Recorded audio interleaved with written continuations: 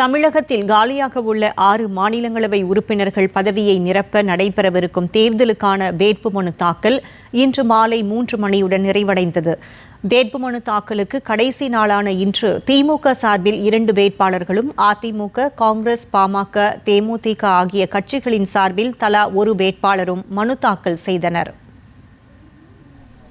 மாநிலங்களவைக்கு 2 ஆண்டுகளுக்கு ஒருமுறை நடைபெறும் தேர்தலுக்கான வேட்புமனு தாக்கல் இன்று நிறைவடைந்தது. தமிழ்நாட்டில் இருந்து 6 உறுப்பினர்களை தேர்வு செய்வதற்கான தேர்தல் அறிவிக்கப்பட்டது. திமுக கூட்டணி சார்பில் 4 உறுப்பினர்களையும், அதிமுக கூட்டணி சார்பில் 2 உறுப்பினர்களையும் போட்டியின்றி தேர்ந்தெடுக்க முடியும். அதன் அடிப்படையில் திமுக கூட்டணியில் திருச்சி சிவா, கான்ஸ்டன்டைன் ரவீந்திரன் ஆகியோருக்கு போட்டியிட திமுக வாய்ப்பு அளித்துள்ளது. அந்த கூட்டணியில் ஒரு இடம் காங்கிரஸ் கட்சிக்கும், மற்றொரு இடம் தேமுதிகவுக்கும் ஒதுக்கப்பட்டது. அதிமுக கூட்டணியின் 2 இடங்களை அக்கட்சியும் பாமகவும் பகிர்ந்து கொண்டுள்ளன. இந்த கட்சிகளின் வேட்பாளர்கள் இன்று தங்களது வேட்பு மனுக்களை தாக்கல் செய்தனர். திமுக சார்பில் போட்டியிடும் திருச்சி சிவா, கான்ஸ்டன்டைன் ரவீந்திரன் ஆகியோர் முதலமைச்சர் மு.க.ஸ்டாலின் முன்னிலையில் சட்டப்பேரவை கூடுதல் செயலாளரும் தேர்தல் நடத்தும் அலுவலருமான ரா. சாந்தியிடம் மனு தாக்கல் செய்தனர். காங்கிரஸ் கட்சியின் சார்பில் போட்டியிடும் கிறிஸ்டோபர் திலக், தேமுதிகவின் எல்.கே. சுதீஷ் ஆகியோரும் தங்கள் வேட்பு மனுக்களை தாக்கல் செய்தனர். இந்த வேட்புமனு தாக்கலின் போது முதலமைச்சர் உடனிருந்தார். அதிமுகவின் தம்பிதுரை, பாமகவின் அன்புமணி ஆகியோரும் தங்களது வேட்பு மனுக்களை தனித்தனியே இன்று தாக்கல் செய்தனர். வேட்புமனு தாக்கலின் போது அதிமுக பொதுச் செயலாளர் எடப்பாடி பழனிசாமி உடனிருந்தார். வேட்புமனு தாக்கல் இன்றுடன் முடிவடைந்த நிலையில் அந்த வேட்புமனுக்கள் மீதான பரிசீலனை நாளை நடைபெறும்.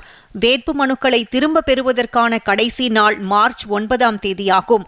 தேவைப்பட்டால் இந்த இடங்களுக்கான வாக்குப்பதிவு மார்ச் 16ஆம் தேதி நடத்தப்பட்டு அதே நாளில் முடிவுகளும் அறிவிக்கப்படும்.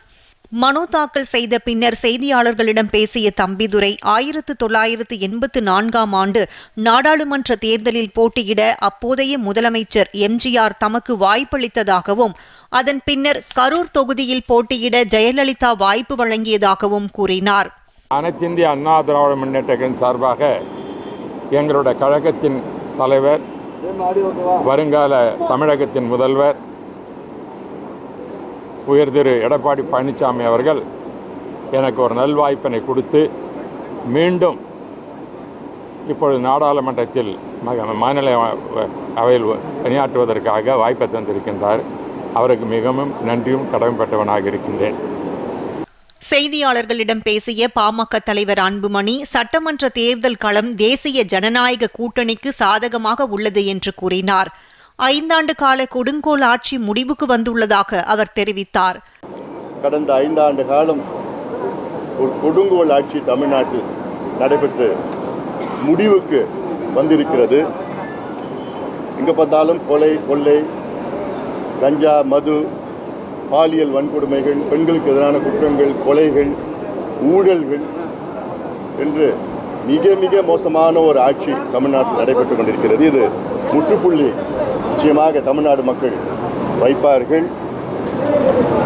வருகின்ற சட்டமன்ற தேர்தலிலே அனைத்து இந்திய அண்ணா திராவிட முன்னேற்ற கழகம் தலைமையிலான எங்கள் கூட்டணியில் குறைந்தது 200 தொகுதிகளில் வெற்றியை மக்கள் எங்களுக்கு கொடுப்பார்கள்.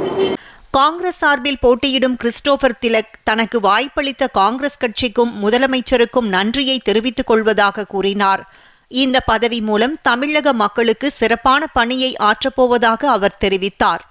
இந்திய காங்கிரஸ் கமிட்டி தலைவர் திரு மல்லிகார்ஜுன் கர்கே அவர்களுடைய ஆசீர்வாதத்துடன், அன்னை சோனியா காந்தியுடைய ஆசியுடன், திரு ராகுல் காந்தி அவர்களால் அடையாளம் கண்டுபிடிக்கப்பட்ட நான் மீண்டும் தமிழகத்தில் திரு செல்வ பெருந்தகை அவர்கள் மூலமாகவும், திரு கிரீஷ் தொடங்கர் அவர்கள் மூலமாகவும் ஒரு எளிய கட்சி பணியாளனாக என்னை அடையாளப்படுத்தி இந்த மாபெரும் பொறுப்பை என்னிடம் கொடுத்திருக்கிறார்கள்.